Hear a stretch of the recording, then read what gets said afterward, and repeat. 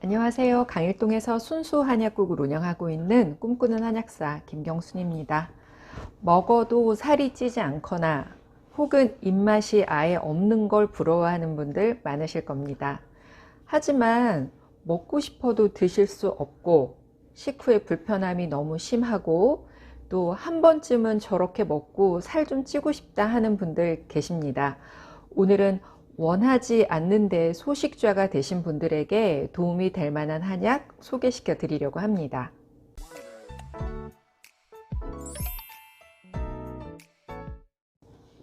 한방에서 기혈을 채운다, 기혈이 약하다, 기혈을 보해야 한다 라는 얘기 한 번쯤은 들어보셨을 겁니다. 그렇다면 기와 혈 중에 뭐가 먼저 올라가야 할까요? 기운은 자동차로 비유하면 엔진과 같은 거고요. 혈은 기름과 같은 겁니다. 기름이 채워져도 엔진이 제대로 작동하지 않는다면 자동차가 움직일 수 없죠. 사람 몸도 비슷합니다. 혈이 있어도 기운이 없으면 제대로 운용될 수 없습니다. 그러니까 기와 혈 중에는 기를 먼저 채우고 그 다음 혈이 가야 합니다. 오늘은 그 기운을 채우고 그 기운을 채우기 위해서 제일 먼저 움직여야 하는 게 소화기인데 그 소화기의 담음을 없애서 소화 기능을 먼저 좋게 하는 처방 육군자탕을 함께 보려고 합니다. 육군자탕은 기운을 올리는 데 대표 처방인 사군자탕과 담음을 없애는 대표 처방인 이진탕이 만난 겁니다.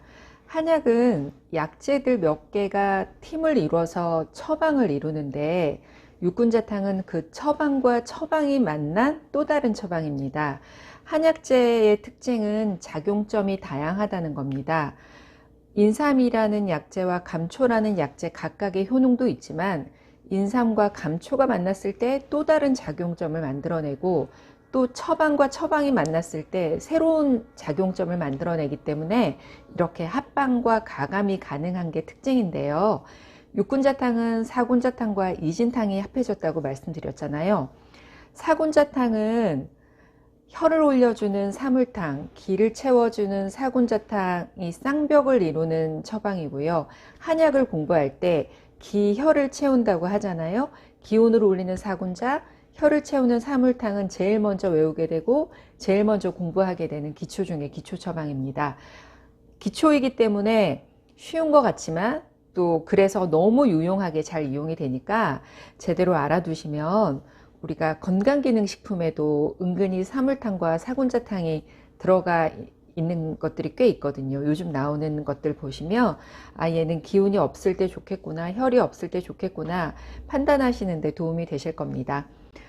사군자탕과 이진탕이 만난 육군자탕 약재통에서 함께 보시겠습니다. 사군자탕을 구성하는 약재들입니다. 4가지로 구성이 되어 있는데요. 인삼, 백출, 복령, 감초입니다. 인삼은 단맛이 나고 따뜻한 성질이 있고요. 중초를 보하고 즉 소화기를 보하고 면역력을 올려주는 효과로 잘 알려져 있죠. 그리고 백출입니다. 백출의 향은 전형적인 한약방 향이라고 생각하시면 되는데 백출도 출자가 들어가 있잖아요. 그래서 습을 말려주는 효과가 있고 이것도 중초 소화기를 튼튼하게 하는 데 도움이 됩니다. 복령은 백복령을 우리가 복령이라고 이야기하는데 아주 하얀 것보다는 약간 누리끼리한 게 좋다고 말씀드린 적이 있습니다.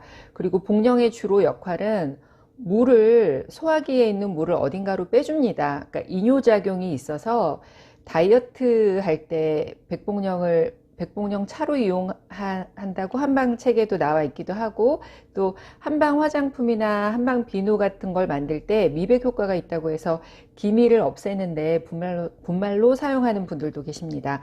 감초는 사군자탕에 들어가는 감초는 구워서 사용을 하는 자감초로 되어 있는데요. 감초는 생으로 사용할 때랑 구워서 사용할 때 효과가 좀 다릅니다. 생으로 사용할 때는 약간 찬 성질을 나타내고 구워서 사용하게 되면 약간 따뜻한 성질을 나타내기 때문에 자감초를 이용하면 설사하는 걸 좀 먹는 효과도 있고요. 또 여러 약재들의 해독 효과도 가지고 있습니다. 담음을 없애주는 이진탕의 구성입니다. 이진탕은 바나, 진피, 복령, 감초로 되어 있고요.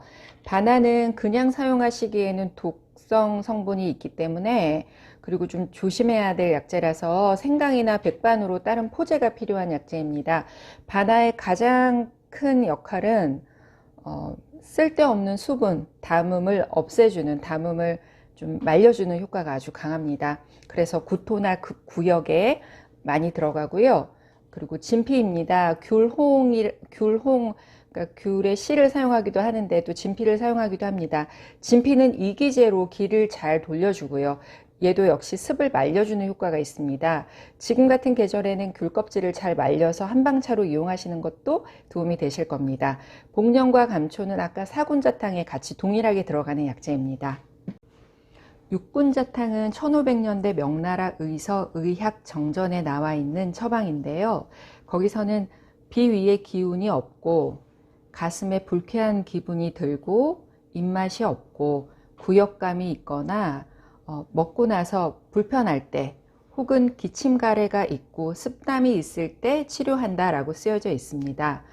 육군자탕에 대한 현대적인 논문이나 자료에서도 이런 효과들을 찾아볼 수 있습니다. 피로감, 손발 찬 것에 대한 개선, 위 운동을 촉진시키고 위 점막 보호작용을 가지고 있어서 기질적으로는 이상이 없는데 기능성 소화불량이 있는 분들에게 유용성이 보고되고 있습니다. 또 육군자탕 구성 약물들이 그렐린 호르몬을 촉진하는 효과가 있는데 그렐린이 입맛을 올려주게 하는 호르몬이잖아요. 그래서 육군자탕이 기운이 없고 그런데 특히 소화기가 약한 분들에게 효과가 있는 것으로 점점 알려지고 있습니다.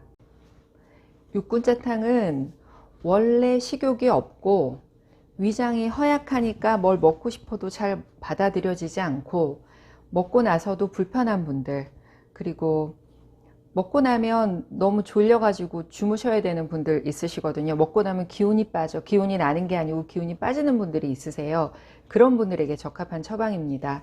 이런 분들은 하루 이틀 사이에 입맛이 없어지는 게 아니고 어렸을 때부터 입맛이 없었고 먹어도 소화도 잘 안 됐고 지금도 입맛이 없고 그러니까 보기에도 허약해 보이죠. 근육도 별로 없으실 거고 얼굴을 봐도 좀 기운 없어 보이고, 그러니까 만성적으로 허약 체질이신 분들이 특히나 입맛 없을 때 도움이 될 만한 처방입니다. 그래서 육군자탕을 먹으면 입맛이 좋아지는 한약이라고 소개하시는 분들도 계시고요. 또 이걸 먹으면 건강 수명이 연장된다고 하는 분들도 계십니다. 오랫동안 소화도 안 되고 오랫동안 기운이 없는 상태이시기 때문에 이런 분들은 우울감이 기본적으로 내재되어 있거든요. 그래서 우울감에도 도움이 되는 경우도 있습니다.